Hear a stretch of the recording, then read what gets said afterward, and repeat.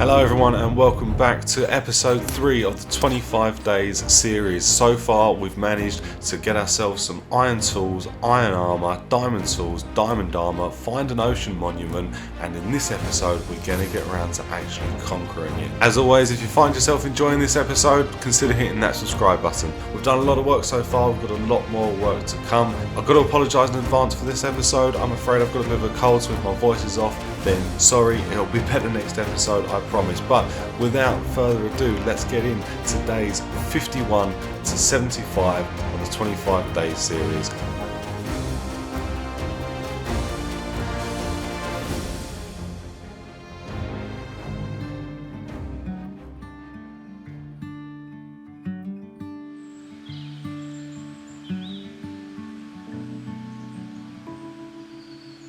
Kick off day 51 by taking down this tree, because this tree needs to go and there are some other trees that need to be taken down as well, partly because I need the wood but also because I want to start clearing this area out and flattening this down. I don't know what I'm going to build here yet, if anything, but I need it to be a little bit clearer than it is. So I did this for all of day 51 and actually I spent a really long time. I slept and went into day 52 and then carried on with the same project. I came across this baby puppy and I thought I might murder it, but then I saw its mum looking at me and I thought no, maybe not, I don't want to make any more enemies. Got to work mining out the stone that was now exposed, and I needed these resources as well. Came across some coal, which really seems to be in short supply this season, and by the time day 53 came, I was ready just to crack on with the rest of the final parts of this project, which just meant more mining, more digging, placing some dirt down to flatten it out a little bit, and then working through the night and still placing dirt. It just took a really long time, and as I slept and went into day 55, it was time to go and do some mining, because I needed some resources. I needed some iron for sure, I needed some black stone. Wasn't too fussed about gold, but diamonds would have been absolutely lovely, and so I mined and I got my strip mines going and I just worked my way through the ground, and eventually I came across some diamond, and we've obviously got a big redstone project coming up, so this redstone was really helpful. I did come across an iron vein which I've never seen before. That included a block of raw iron, and actually there was a whole lot of iron here to be picked up, and I carried on taking it down, found some diamonds along the way. Everything was just going swimmingly, and I was very pleased with the amount of resources that we were getting, including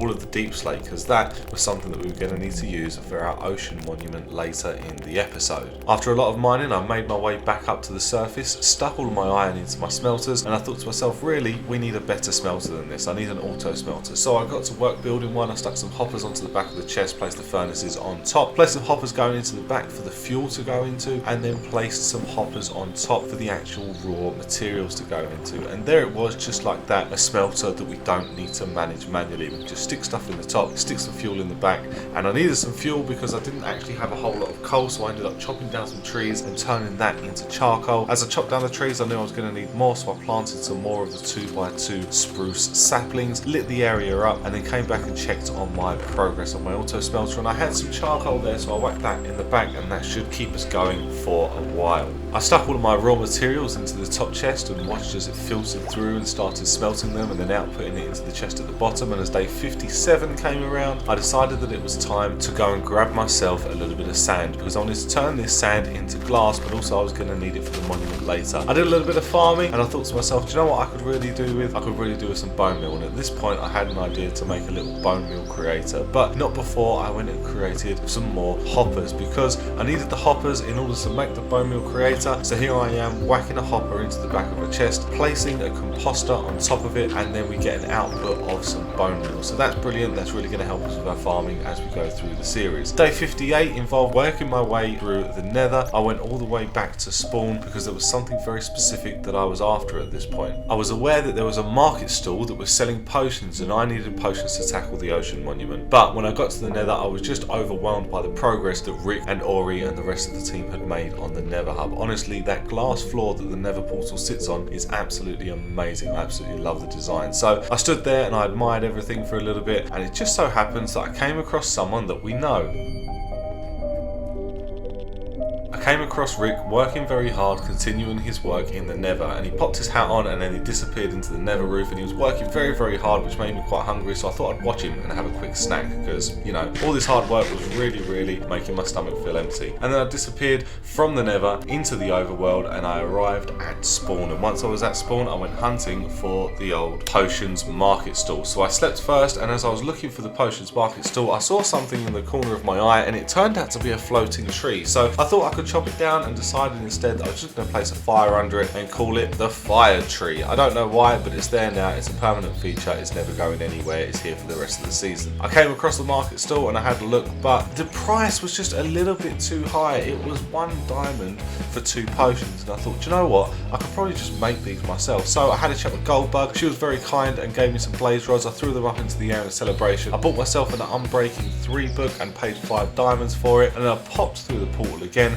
ended up back in the Nether, worked my way back to our Nether tunnel, and then when I arrived back at base, I made myself my first brewing stand. And there it is. I've got a brewing stand, I've got fuel for it, so now I can make the potions. But first we need somewhere to put it, so I built out the platform a little bit, used some tuff because I don't know what else you're supposed to use that for, to be honest, as the flooring. I built up the sides with cobblestone and deep slate, cut myself some copper because now you get 4 to every copper block, which is pretty cool, and I spent the night working on the roof. By the time the next day came, I was adding the finishing touches, and here you can see me just adding in these copper slabs all the way across, and finally it was done and it was time to work on the interior. So I put a nice doorway in here using some copper, put my brewing stand onto a hopper, put another hopper on top of it for me to load the ingredients into, so it's kind of automatic. I put some trapdoors here for the water to go into. I put a chest up here just to store some bits in, and I even went as far as putting a little shelf underneath it, which I thought was quite a nice little touch. I managed to get hold of all of my nether wall and replant it around the side of this building so that it's in a more sensible location and easily accessible. So I stuck the soul sand in place, put all of the nether water in place, let that grow a little bit, and then I started brewing. And I managed to brew a water breathing potion, but I didn't have the night vision potion. I wanted to build a quick building, so I cleared out this area. I wanted a building that I was going to be able to see quite easily from the sea, but this zombie kept getting involved. But I was determined, and I cracked on, and I carried on building nonetheless. But as the sun rose on day 61, disaster struck. Rick was slain by a magma cube. Oh my god, I've just been killed by magma cubes in the lava lake above the Nether hub. I can't flipping believe it. So I said, oh dang, and then I carried on working on my building. But I did say, you're good dude, and I don't know why I tried to use this beefsteak instead of a log. That was a little bit weird. But then Rick said, and I've just respawned in the bottom of my iron farm. I can't see nothing, it's pitch black, I've got no tools. So Ori was like, I'm on the way. And I thought, yes, this is it, rescue mission, I'm getting involved in this 100%. So I made a mad dash down my tunnel. I ran as fast as my little legs could carry me, and I worked my way through all the Nether hubs. I arrived at Rick's base, and I saw Rick's little name down there, and I thought, let's go past these witches' noise through the gate. And I worked my way down these stairs that he's got. Sure enough, Rick was buried in stone. So I managed to dig him out, and then he was free. The mission now is to go and retrieve his stuff from the Nether.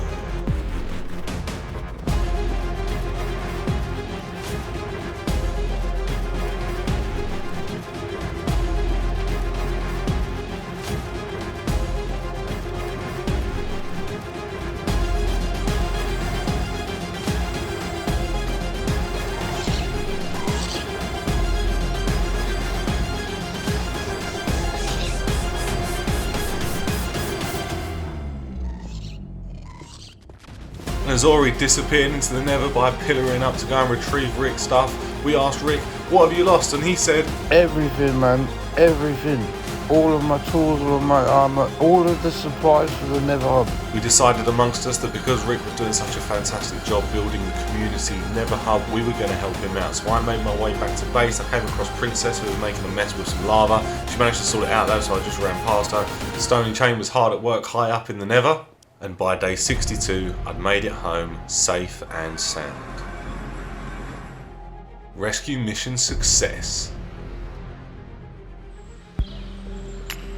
After all of that excitement, I spent the rest of day 62 just working on a path up to this building I was working on, and then carried on working on the building itself. I was completely freestyling it. I didn't really have a plan. I hadn't been in creative mode first, so I was just making it up as I went along, and I kind of half finished the building before deciding it was time to move on to something else, because with day 64 just around the corner, I was running out of time to take on this ocean monument. But before I could take on the ocean monument, I needed to go and get myself a carrot in order to make a golden carrot. I collected some of this sand because I needed to make some glass as well, and then I was searching for a village because I knew that that was where I was going to get the best chance of finding a carrot. Came across this blacksmith, found some diamonds, stole this bed, and I searched high and low in this village, but I couldn't find any carrots anywhere. I found a few more villages, but with no success, so I returned to base and had a chat with Rick, and Rick said go to my base and grab some carrots. So on day 65, that's exactly what I did. I replanted them though, and then when I got home, I replanted my own carrots, went and put an anvil down, and managed to combine an Unbreaking 3 book with my bow, and I also stuck Infinity on there as well. So now I had Rainy's Arrow Slinger. Day 66 was spent brewing up some potions with my freshly acquired carrots, and I also made myself some TNT and some redstone blocks, because you know what's coming, it's time to take on the ocean monument. I had my cow, I had Stony Chain with me as well, who turned out to be an absolutely invaluable asset. You'll see that in a moment. And we headed towards the ocean monument to clear it out of the dreaded Elder Guardians. And here it is.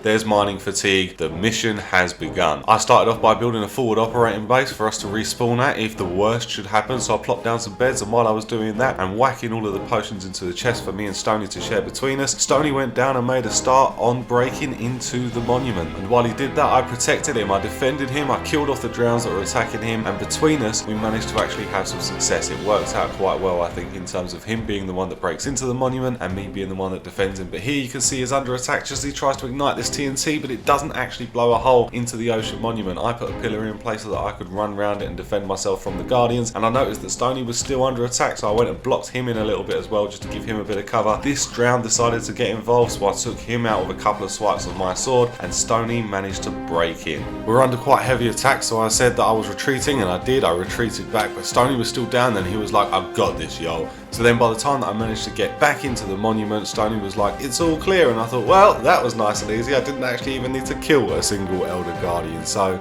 you know, happy days. I chugged down my night vision and my water breathing potions, jumped in and went in search of the fabled sponge room.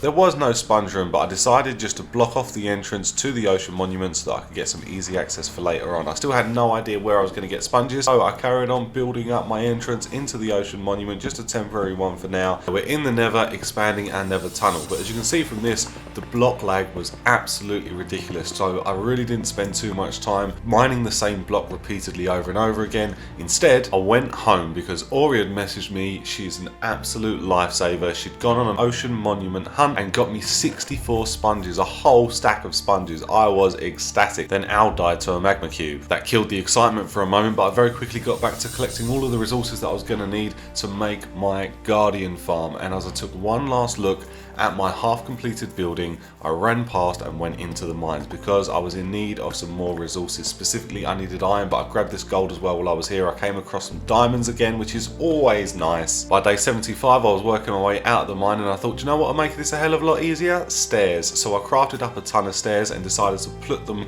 all in place, widening my entrance to the mine. I managed to dig down into the actual lower depths and stair all of that as well. So now I had easy access up and down without wasting my food every single time. On my way out, I came across one of these rare nude sheep, and on the last day, I stuck all of my iron into the smelter and had myself prepared to both drain the ocean monument and build a Guardian farm. We've got a lot done in this episode. Our base is looking pretty damn suave, and I am so pleased that we have finally conquered the ocean monument, which would not have been possible without Stony and without Ori. So thank you to those guys very, very much. Links are always down in the description to other content creators' channels. But in the next episode, we're going to go ahead and we're going to clear out the entire ocean monument. We're going to block off all of the spawning areas for the Guardians to spawn in, and we're going to build ourselves a Guardian farm, which is going to give us all of the prismarine and sea lanterns that we want. but also a good source of XP. We're also going to hook it up to an auto sorter so that we can keep everything organized and have items flowing, because you know how much I love a nice item transportation system. But that's it for this episode. Really hope you've enjoyed it. If you have, please like and subscribe, and I will catch you in the next one. See ya.